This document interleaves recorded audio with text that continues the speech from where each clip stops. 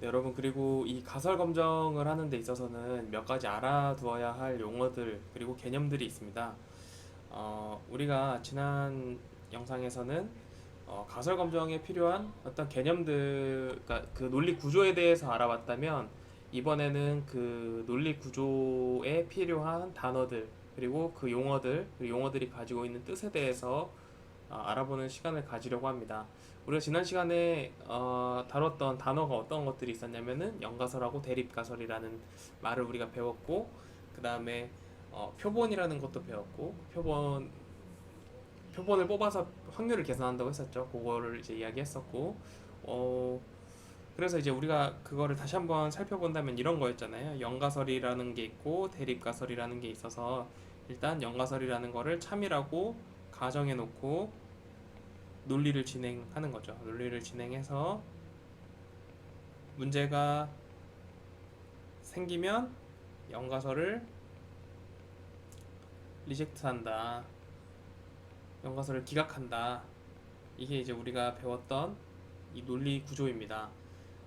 이때 두 가지 개념이 등장하게 되는데요. 지금 이런 형태로 갔을 때 어, 생기게 발생할 수 있는 문제는 크게 두 가지가 있습니다. 이제 논리를 진행하는 데 있어서 여기서 이 부분에서 우리가 어, 그 샘플을 뽑잖아요. 샘플을 뽑아가지고 요거 가지고 확률을 계산한다고 했었죠.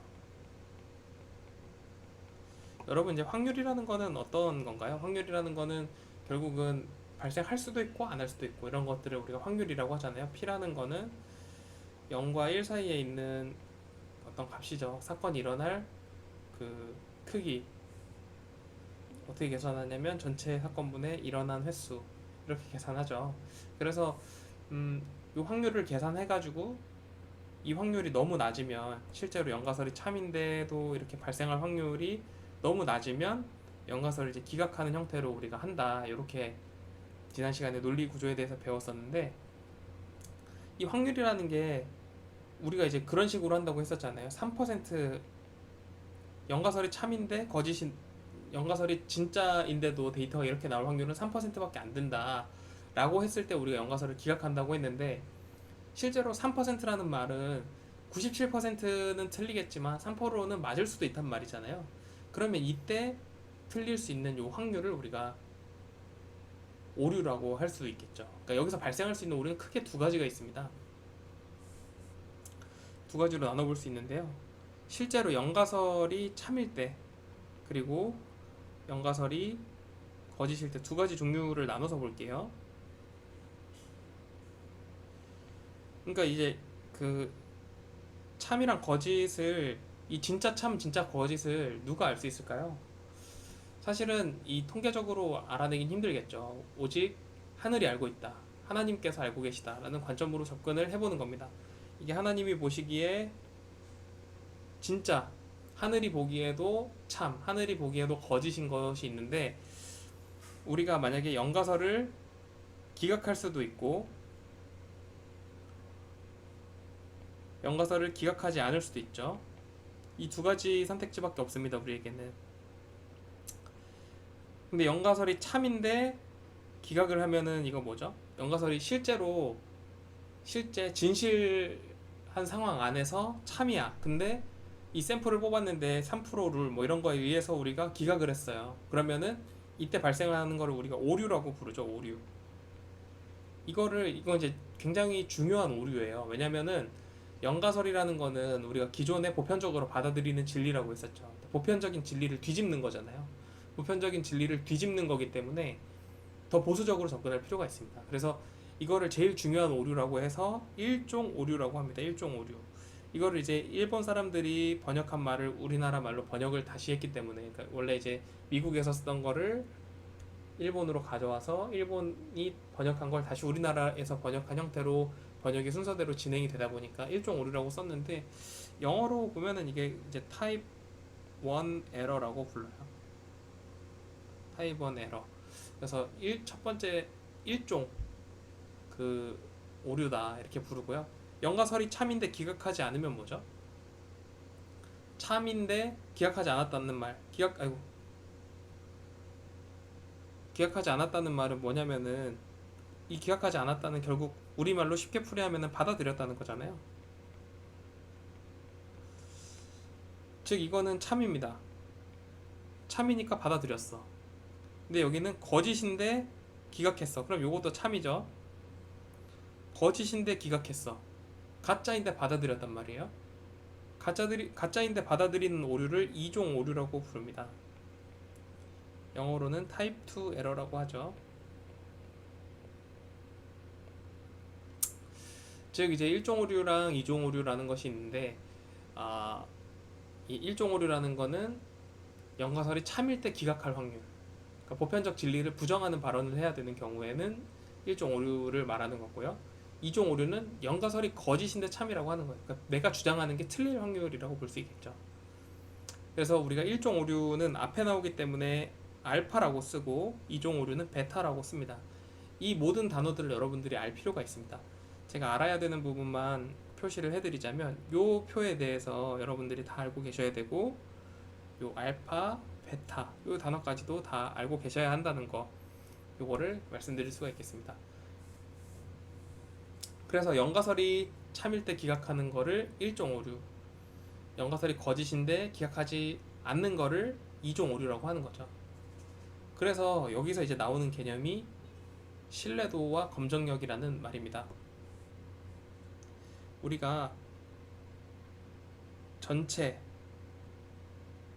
무조건 일어나는 확률 100%를 우리가 분수로 나타내면 1이잖아요. 1에서 1종 오류를 뺀 확률, 이거를 우리가 신뢰도라고 부릅니다. 이 알파라는 거는 계산을 해서 나오는 숫자가 아니라 우리가 정하는 숫자예요. 그래서 알파라는 거를 몇이라고 할 거냐에 따라서 신뢰도가 바뀌게 되는 거죠. 즉, 어떤 개념이냐면,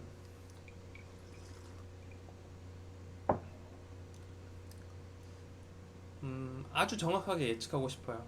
신뢰도를 99%로 예측하고 싶어. 그러면 알파의 수준을 0.01로 맞출 수도 있겠죠. 근데 나는 좀 러프하게 한 신뢰도가 90%가 되더라도 좋으니까 좀 이렇게 줄이고 싶어. 그러면 0.1로 설정하면 되겠죠. 그래서 알파가 0.01인 경우에는 99%의 신뢰도를 가지는 거고 이 경우에는 90%의 신뢰도를 가지는 경우가 되겠죠. 일반적으로 사회과학에서는 0.05를 제일 많이 씁니다. 5% 5% 정도는 틀리기로 마음 먹는다 하는 수준을 이제 5%로 볼 수가 있겠습니다. 네, 그렇죠. 그래서 이건 신뢰도라고 부르고 베타도 그러면 뭔가 있겠죠. 베타 같은 경우에는 우리가 검정력이라고 부르는데 검정력은 1-베타에다가 100을 곱한 거를 우리가 검정력이라고 부릅니다. 이것도 이제 의미를 생각해 보면 쉬워요. 연가설이 거짓이야. 근데 기각하지 못할 확률. 이거는 이제 연가설이 실제로 참이 아님에도 불구하고 대립가설을 받아들이지 못할 확률이잖아요. 즉, 그 확률을 1에서 뺀다면 어떤 게 나올까요? 그러니까 연가설이 거짓인데 기각할 확률이죠. 그러니까 여러분 수식을 보면은 괴롭다고 생각하지 마시고 그 의미를 한번 생각해 보면 사실 이것도 이제 기호이기 때문에 어떤 사람들이 하고 싶은 말을 숫자로 표현한 것에 불과해요. 그러니까 여러분들이 그런 것들을 이제 마음속에 먹고 처음에는 이 수학이라는 것에 대해서 불안한 마음 가질 수도 있지만 조금 편안한 마음으로 접근해도 괜찮을 것 같습니다. 1-베타라는 거를 풀어서 생각을 해본다면 이런 거죠. 연가설이 거짓인데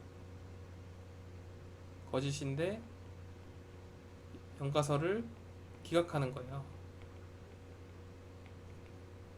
잘하는 거잖아요. 거짓이어서 기각해버렸어. 이 말을 우리가 검정한다라는 말로 씁니다. 검정력이라는 표현을 쓰고요. 영어로는 이제 이거를 파워라고 합니다. 파워. 그래서 파워 테스트라고 하고요. 검정을 하는 경우에는 파워 테스트 이런 말을 써서 실제로 그걸 비교하기도 합니다. 지금까지 이제 이런 말을 했는데 이제 조금 헷갈릴 수 있는 개념이 등장하죠. P 밸류라는 게 등장을 합니다. 우리말로는 이게 이제 P 밸류를 그냥 P 밸류라고 직접 쓰기도 하고요. 어떤 책에는 또 P 값이라는 표현으로 쓰기도 하고 어디서는 그냥 P 는이라고 쓰기도 합니다. 이 세 가지가 모두 같은 말이고요. 이 P 값의 그 의미는 뭐냐면은 영가설이 참일 때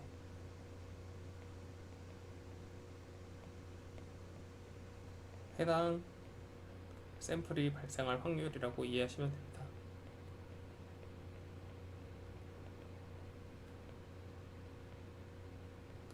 이해가 되시나요? 그러니까 뭐 제가 우리 학교 학생들의 키의 평균이 170이라고 가정했다고 생각해 봅시다. 연가설을 이렇게 잡았어요. 근데 실제로 연가설이 참인데 샘플을 뽑았어요. 샘플로 아산 캠퍼스에 있는 사람 100명을 뽑아서 키를 재봤어. 그랬더니 표본 평균이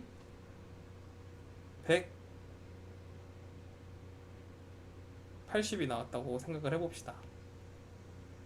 그러면 이제 그 어떻게 되는 거죠? 근데 실제로 우리 학교 학생들의 키가 평균 키가 170이라고 생각해 보세요. 아까 요 표에서 보면은 실제로 이 하나님께서 보실 때 참 요 영역일 때, 그러니까 즉 실제로 우리가 우리 학교 학생들 전체의 키 평균을 알고 있다고 가정하는 경우에 이렇게 발생할 확률이 얼마나 되느냐라고 했을 때 180, 실제 우리 학교 학생들 키가 170인데 샘플 100명에서 키 180, 평균 180이 나왔을 확률이 얼만가를 계산한 값이 P 값이라는 거예요. 그래서 P가 0.004, 즉 0.4%밖에 안 된다고 생각해 봅시다. 실제로 실제로 평균이 170인 학생들이 12,000명이, 그러니까 12,000명 학생들의 평균이 170인데 그 100명만 뽑아서 했더니 키가 180이 나올 확률은 확률적으로 0.004에 불과하다. 즉 0.4%에 불과하다. 라고 하면은 이때 요 값을 우리가 이제 P 값이라고 하는 거죠. 그래서 요 P 값이 있다. 요거를 이제 여러분들이 이해를 하고 계시면 됩니다. 그러면 우리가 앞에서 배웠던 개념이랑 이어서 설명을 해보자면은 이 알파와 P의 관계에 대해서 제일 중요한 부분은 이 부분이죠. 제가 좀 굵게 써보겠습니다.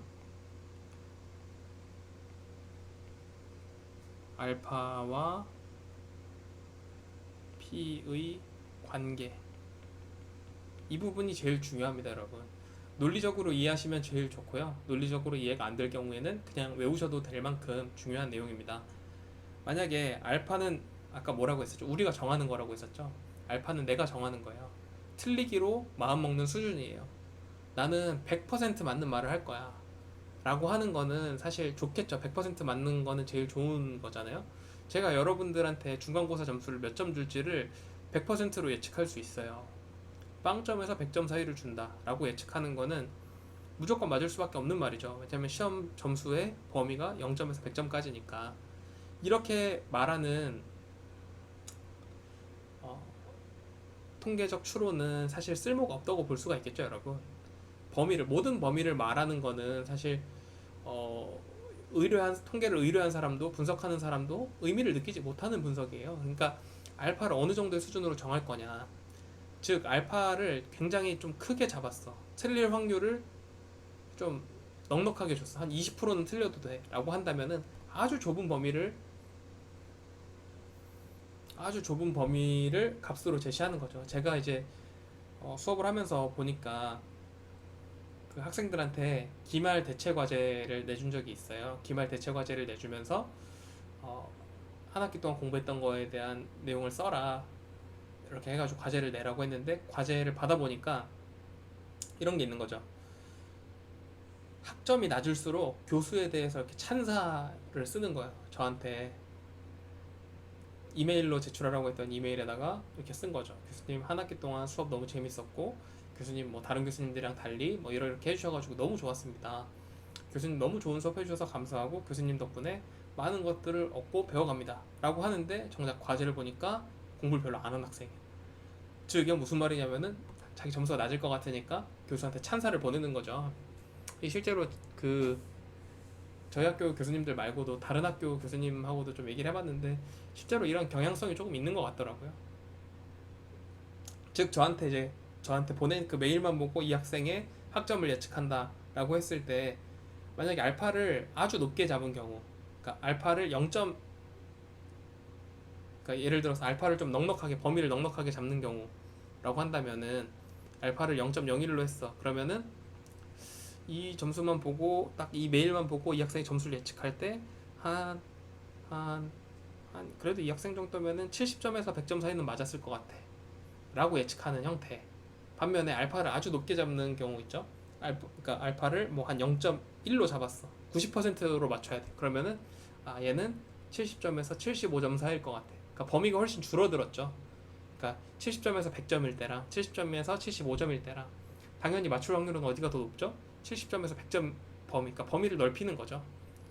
그러니까 통계적 추론이라는 거는 사실 그렇습니다. 어떤 한 점을 점 추정과 구간 추정이라는 거에 따라서 다른데 어떤 구간 추정이라는 건 어떤 한 점을 정한 다음에 그 점에서 얼만큼 떨어져 있는 범위를 잡을 것인가 하는 거에 대한 내용인데,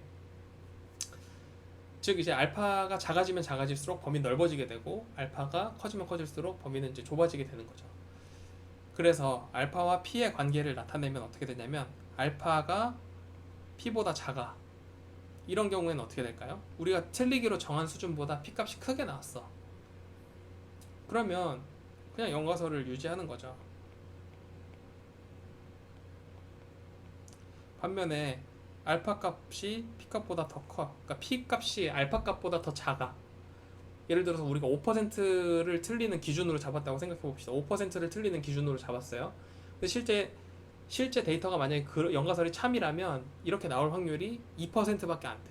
그러면 우리는 5%까지 한계를 두기로 했잖아요. 5%까지는 틀릴 수도 있다. 그러니까 2%의 확률이 나왔다면은 그냥 연가설을 기각시켜 버리는 거죠. 이해가 되시나요? 사실 이 부분에서 많은 사람들이 통계에 대해 좌절감을 갖기 시작하는 부분입니다. 근데 아주 간단하게 생각을 해볼게요. 이렇게 다시 한번 써볼게요. 알파 값, 우리가 틀리기로 결정한 수준, 나는 10%만 틀릴 거야 라고 했는데 실제 데이터를 뽑아보니까 그렇게 나올 확률이 15%야. 즉 이런 상태죠.